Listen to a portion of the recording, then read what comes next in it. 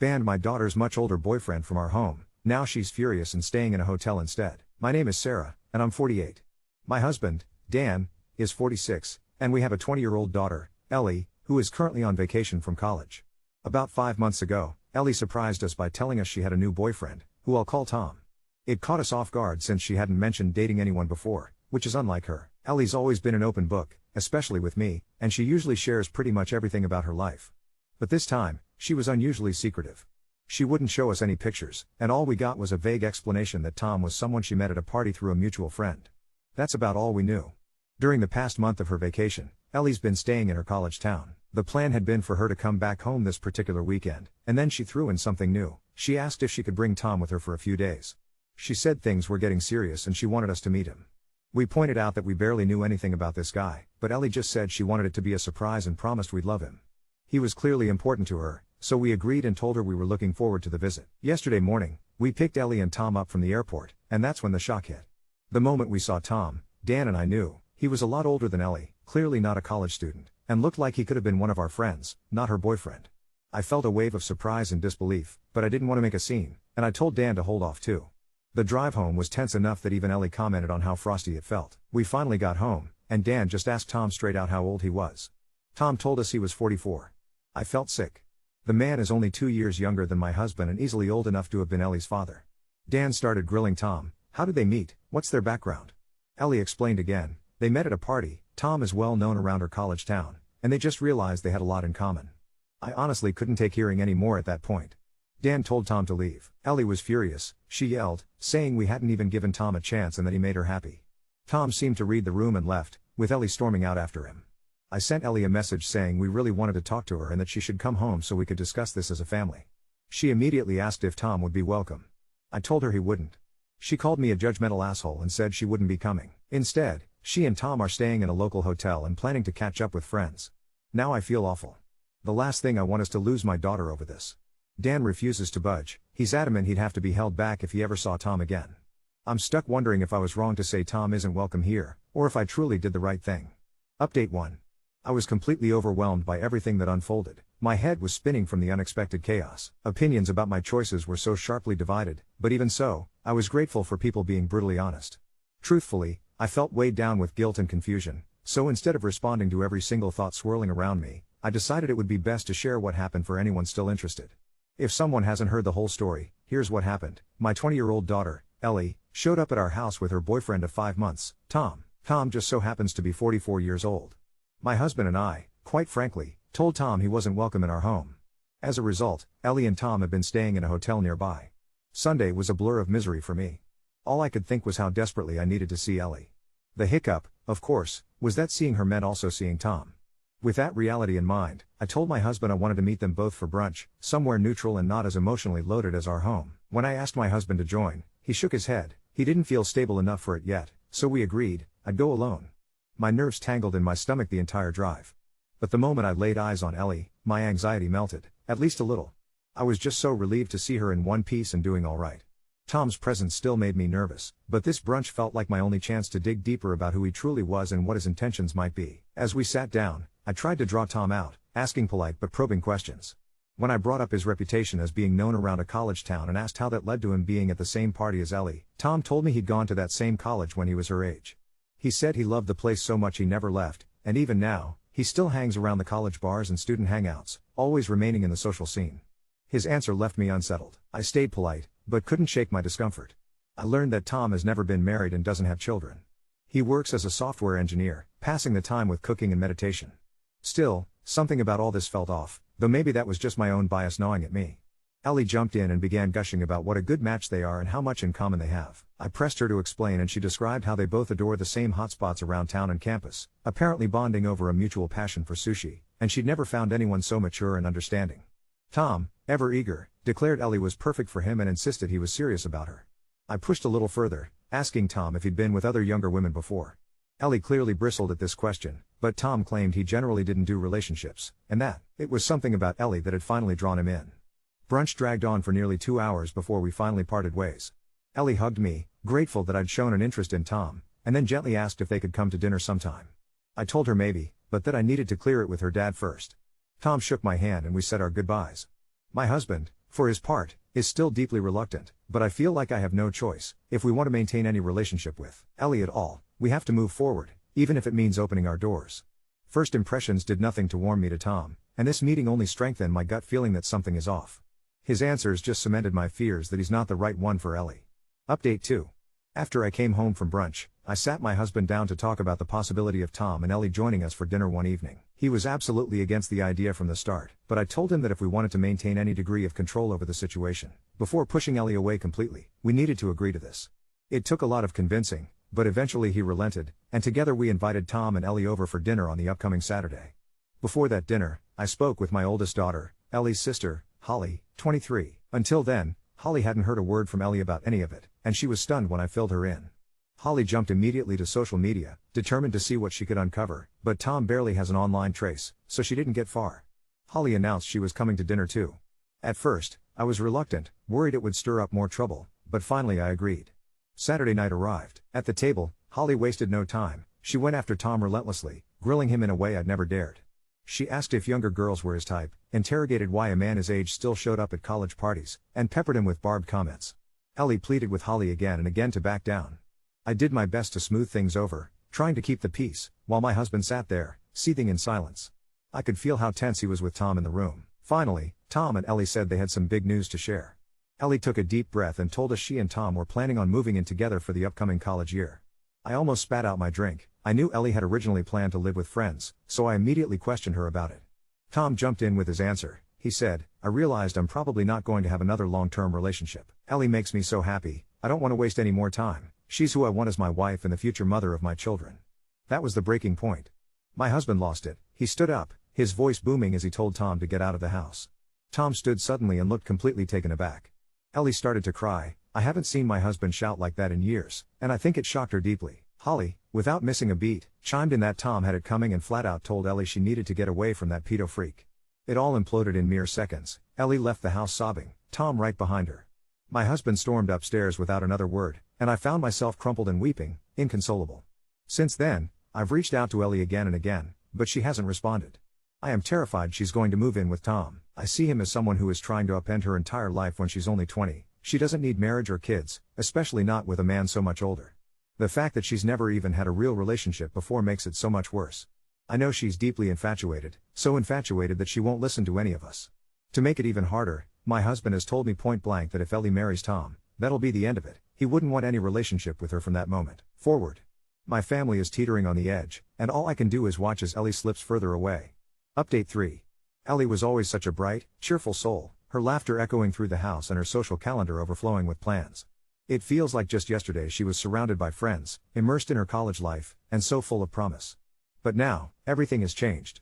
She lives with Tom in her old college town, even though she was forced to drop out when she became pregnant. Most of her friends have drifted away, wanting nothing to do with Tom, and it breaks my heart to see her so isolated. My husband barely speaks to Ellie anymore. He refuses to have anything to do with Tom, shutting them both out. Holly, my other daughter, feels exactly the same, openly stating she wants no part in Ellie or her baby's life as long as Tom is around. She calls him the predator and I can't blame her for the way she feels, but it adds another layer to the heartbreak I carry every day.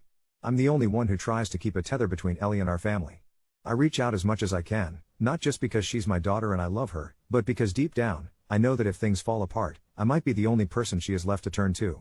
Watching her gradually isolate herself, cut off from the world she used to adore, is harder than I thought possible. For a brief moment, back in March, I saw a glimmer of hope, like the Ellie I remember trying to surface. She called me, sobbing, her voice trembling as she told me that Tom had cheated on her. I wasn't surprised. The betrayal came with another college student, even younger than Ellie. I tried so hard to reason with her, gently urging her to leave, hoping this would finally open her eyes. But Tom reeled her back in with a storm of love bombing, and then the news of her pregnancy sealed her decision to stay with him. Now, the wedding is set for next summer, a date specifically chosen so the baby can be the central focus for now. My husband and Holly have made it clear, they won't be attending. Many others in my family have told me privately that they feel uncomfortable with the situation, too. All I can do is hope that Ellie finds her way, and that when she needs someone, she knows I'll be here, waiting for her. Update 4. I never thought I'd be writing another update, but life has a way of throwing curveballs when you least expect them. It's been 8 months since my last post, and so much has happened that I hardly know where to begin. The baby arrived in late September, a beautiful little girl they named Sophia. Despite everything, Holding my granddaughter for the first time broke something open inside me. She's perfect, with Ellie's bright eyes and that same stubborn curl to her hair that all the women in our family have. For a brief moment, watching Ellie cradle her daughter, I saw glimpses of the girl I raised, gentle, nurturing, completely devoted. The wedding was postponed indefinitely. Tom claimed it was because they wanted to focus on being new parents, but I suspected there was more to it. Ellie looked exhausted those first few months, and whenever I visited, Tom seemed to hover, always inserting himself into our conversations or finding reasons why Ellie couldn't talk long. Then, 3 weeks ago, everything changed. Ellie called me at 2 a.m., hysterical. Through her sobbing, I could barely make out what she was saying, but I caught enough. Tom was gone. Not just out for the night, but gone. His clothes, his computer, even his meditation cushions that he was so precious about. All of it, vanished. I threw on clothes and drove the hour to her apartment, finding Ellie on the floor of the nursery, clutching Sophia and shaking. The apartment felt hollow, like a shell. She kept repeating, "He said he'd be right back. He just went to get diapers." It took hours to piece together what had happened. Tom had been acting strange for weeks, secretive phone calls, unexplained absences, claiming work was crazy busy when Ellie knew his projects had been light. The night before he left, she'd overheard him on a hushed call in the bathroom, something about having to make a choice and the timing isn't right. When she confronted him the next morning, he'd kissed her forehead, said he loved her, and left for the store. That was 5 days before she called me. But here's where it gets worse, and I'm still processing this myself. Yesterday, Holly called me in a panic. She'd been doing some digging online. She never stopped keeping tabs on Tom, even when the rest of us tried to move on. She found him. Not missing, not hiding, active on social media, but under a slightly different name, and he wasn't alone. The photos made my stomach drop. Tom, looking relaxed and happy, his arm around a girl who couldn't be more than 19. The timestamp showed they were posted just days after he disappeared. But that wasn't even the worst part. Holly had done more digging and found older posts, months back, showing him with this same girl at restaurants, concerts, places around Ellie's old college town. Places he claimed he was going to network or clear his head. He'd been cheating on Ellie for months, possibly even before Sophia was born. And now he'd simply walked away from both of them like they never existed. I haven't told Ellie about the photos yet. She's barely functioning as it is, trying to care for Sophia while processing the abandonment. She keeps asking if I think he's coming back, if maybe something happened to him. Part of me wants to show her the truth so she can stop hoping, but another part of me knows it would destroy what little stability she has left. My husband's reaction surprised me. When I told him what had happened, I expected him to say "I told you so" or express some kind of satisfaction that he'd been right about Tom all along. Instead, he just went quiet for a long time, then asked when Ellie and the baby were coming home. "Home?" I asked. "She's our daughter," he said simply. "And that's our granddaughter. They belong here. So that's where we are now." Ellie and Sophia moved back in with us last week. Ellie's room looks almost exactly like it did when she left for college 3 years ago, except now there's a crib in the corner and baby clothes mixed in with her old textbooks. She's enrolled in online classes to finish her degree, and I'm helping with Sophia during the day. Holly came by yesterday, her first time seeing Ellie since that disastrous dinner. I held my breath, not knowing what would happen, but Holly just walked up to her sister, wrapped her in the biggest hug, and said, "I'm sorry I wasn't there when you needed me." They spent the evening on the couch, Sophia sleeping between them, talking quietly about everything and nothing. It was the first time I'd seen Ellie smile, really smile, in months. I know we have a long road ahead. Ellie is dealing with the trauma of abandonment, the reality of being a single mother at 21, and the slow process of rebuilding her life. There are legal issues to sort out, financial considerations, and the day-to-day challenges of starting over. But for the first time since this whole nightmare began, I feel like we might actually be okay. Ellie is home, Sophia is healthy, and our family is slowly healing. Tom took a lot from us, Ellie's trust, her college experience, years of peace in our home. But he couldn't take everything. He couldn't take the bond between sisters, or a mother's love, or a father's ability to forgive when it really matters. I just pray that wherever Tom is, he stays far away from us. Ellie doesn't need any more heartbreak, and I don't think my husband would be as restrained as he was 3 years ago if Tom ever showed his face again. Update 5. I thought our healing was finally on track. Ellie had been doing so well, taking her online classes seriously, bonding with Sophia, slowly rebuilding her relationship with Holly and Dan. We'd settled into a routine that felt almost normal. Sophia had just turned 6 months old and was starting to sit up on her own, babbling constantly and bringing so much light back into our house. For the first time in years, I actually believed we were past the worst of it. Then last Tuesday happened. I was in the kitchen making lunch when someone knocked on the door. Ellie was upstairs giving Sophia a bath, and Dan was at work, so I went to answer it. Standing on my porch was a woman I'd never seen before, probably in her early 30s, professionally dressed, with an expression I couldn't quite read. "Are you Sarah?" she asked. When I nodded, she introduced herself as Jessica Chen and asked if we could talk privately. Something in her tone made my stomach clench, but I invited her in. What she told me next turned everything upside down again. Jessica works for a law firm in the state where Ellie's old college is located. She'd been hired by 3 different women, all young, all former students, to investigate Tom for what she called a pattern of predatory behavior. One of the women was pregnant. Another had been financially devastated after Tom convinced her to take out student loans to support his business ventures that never materialized. The third had been stalked and harassed when she tried to break up with him. But here's the part that made my blood run cold. Jessica had been trying to find Ellie for months. She needed her to testify about Tom's behavior, particularly the financial manipulation and emotional abuse. The other women's cases were stronger with Ellie's corroboration. "I'm not here to cause trouble for your daughter," Jessica said carefully. "But Tom Myers, if that's even his real name, has hurt a lot of young women. He has a system. He targets college students, particularly those who seem naive or isolated. He love bombs them, gets them dependent on him, then either disappears when they become inconvenient or destroys their lives when they try to leave." I felt sick. Financial manipulation? Jessica pulled out a folder. "Did you know Tom opened several credit cards in Ellie's name? The debt totals nearly $40,000. He also took out a personal loan using her as a cosigner. The bills have been piling up at their old address." The room started spinning. Ellie had no idea. She'd been so focused on just surviving each day with Sophia that she hadn't even thought about checking her credit or forwarding her mail properly. That's when I heard footsteps on the stairs. Ellie appeared in the doorway with Sophia on her hip, her hair still damp from the bath. She took one look at Jessica, then at my face, and I watched her whole body tense. "Who are you?" she asked, and I could hear that familiar defensive edge creeping back into her voice. Jessica introduced herself gently, but as she began explaining why she was there, Ellie's expression changed from wariness to confusion to horror. When Jessica mentioned the debt, Ellie actually staggered backward. "That's impossible," she whispered. "Tom never asked me to sign anything like that." "I would have remembered. He was very good at making it seem routine," Jessica said. "The women we've interviewed describe similar experiences. Joint accounts for household expenses, credit applications disguised as apartment paperwork, loan documents mixed in with other things during stressful moments." I watched my daughter crumble all over again. She sank onto the couch, clutching Sophia, and I could see her mentally reviewing every document Tom had ever put in front of her. The apartment lease. The hospital paperwork when Sophia was born. Even simple things like signing for deliveries. "Oh God," she breathed. The night Sophia was born, Tom brought so many forms to the hospital room. He said they were all medical consent forms and insurance paperwork. I was so exhausted and in pain, I just signed everything he put in front of me. Jessica nodded sympathetically. "That appears to be when the personal loan was processed. He likely counted on the chaos of new parenthood to cover his tracks. But it got worse." Jessica showed us printed screenshots of Tom's social media activity, not just with the teenager Holly had found, but with multiple young women over the past several years. There were patterns, the same restaurants he'd taken Ellie to, the same spontaneous getaway spots, even some of the same lines about mature love and being ready to settle down. "We believe he's been running this same con for at least 5 years, Jessica explained. "Your daughter wasn't his first victim, and unfortunately, she probably won't be his last unless we can build a case strong enough to stop him." Ellie was quiet for a long time, just rocking Sophia and staring at nothing. Finally, she looked up at Jessica and said, "What do you need me to do?" That was a week ago. Since then, our house has been chaos. Jessica connected us with a financial advisor who's helping us understand the scope of Ellie's debt problem. It's worse than we initially thought.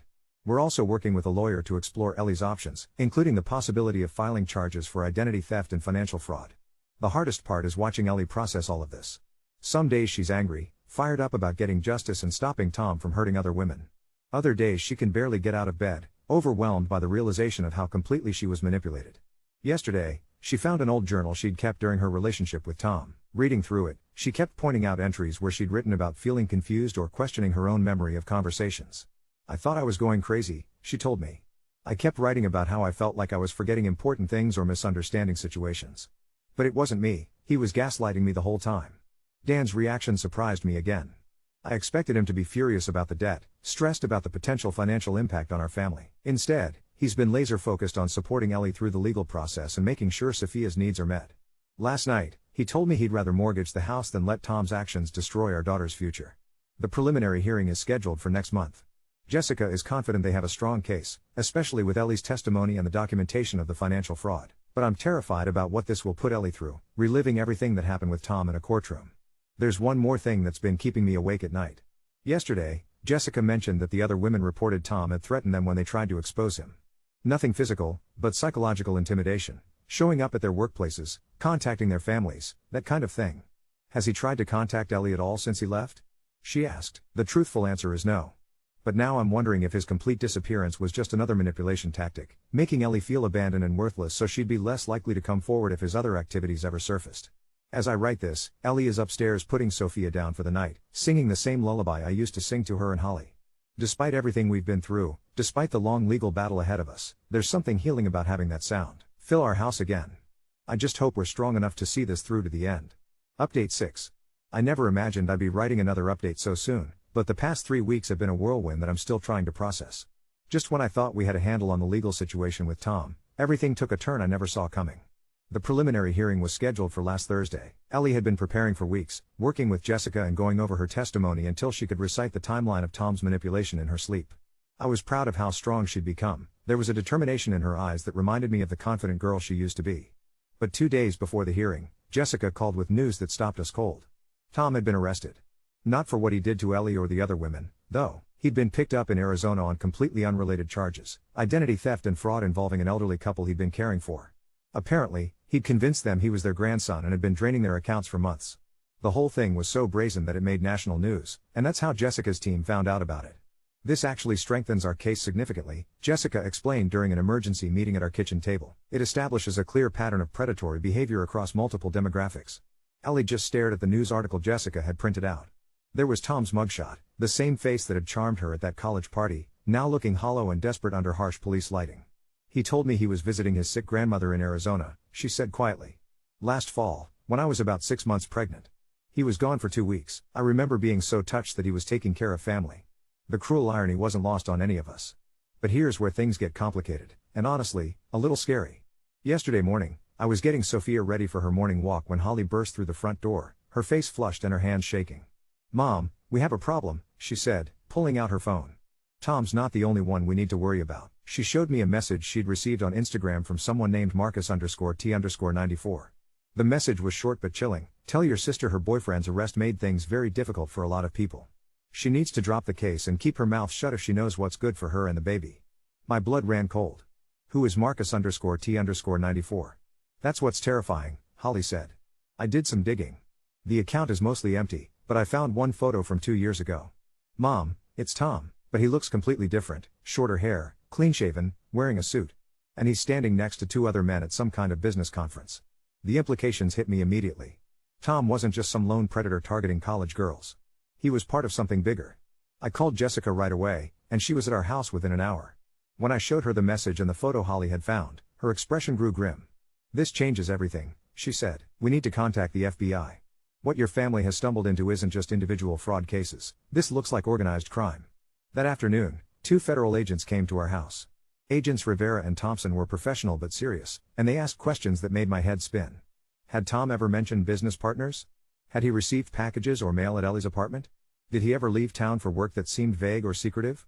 Ellie answered as best she could, but I could see the weight of realization settling over her. This wasn't just about a manipulative ex-boyfriend anymore. She and Sophia might actually be in danger.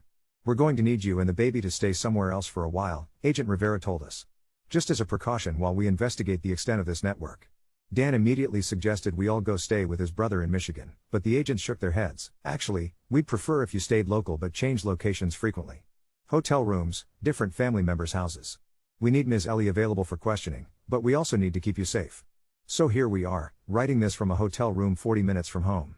Ellie is asleep in one bed with Sophia curled up beside her, and I'm sitting by the window, watching the parking lot and jumping at every car that passes by. The strangest part is how this has actually brought our family closer together. Holly has barely left Ellie's side since the threat came through. Dan, who I thought might buckle under this kind of pressure, has become our rock, coordinating with the agents, handling the hotel arrangements, even learning how to make Sophia's bottles correctly so Ellie can rest. This morning, while Ellie was showering, Holly and I were sitting with Sophia when she looked up at me with those bright eyes so much like her mother's. "You know what's crazy, Mom?" Holly said. 6 months ago, I wanted nothing to do with this baby because of who her father was. Now I do anything to protect her." I understood exactly what she meant. Sophia isn't Tom's legacy, she's purely Ellie's. And ours. Agent Thompson called an hour ago with an update. Tom's arrest in Arizona has opened doors they never expected. Apparently, he's been cooperating with authorities, trying to work out some kind of plea deal. The business conference photo Holly found has led them to at least 6 other men running similar schemes across the country. "Your daughter's case might be the key to bringing down the entire operation," he told me. "But cooperation comes with risks. If Tom is talking to the FBI about his partners, those partners might see Ellie as a threat that needs to be eliminated. I never imagined that my biggest worry would shift from Tom breaking my daughter's heart to Tom's associates potentially wanting to silence her permanently. Tomorrow, we're moving to a different hotel. Next week, if everything goes according to plan, Ellie will give her testimony to a federal grand jury instead of a local court. I look at my granddaughter sleeping peacefully, completely unaware that her first year of life has been spent in the shadow of such darkness. But she's also surrounded by more love than I think any baby has ever had. 3 adults who would move mountains to keep her safe, and a mother who's finding her strength again after having it systematically torn down. Whatever comes next, we'll face it together.